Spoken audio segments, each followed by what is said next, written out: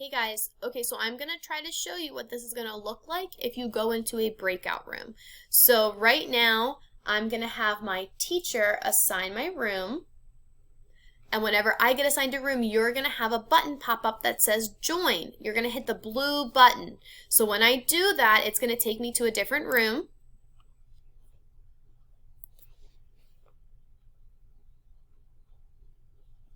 And I am now in my breakout room. So here I am. So if you can see right now, because I was the only student assigned to this room, I am the only one that's in here.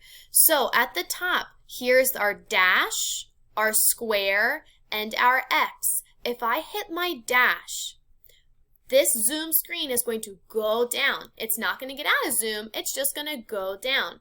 And then it lets me see everything that's in the background of my computer. So I'm going to hit this dash, and now my Zoom goes down. I can still see myself off to the side. So now I have my internet that's up. So now I'm able to go to my dashboard. I can find Blue Robot, and I can get myself logged on. And whenever it's time, now I'm still on Zoom, so whenever it's time for me to meet with the teacher, I'm going to come out of this breakout room, and that's something my teacher does for me, and then I'm ready to learn with her.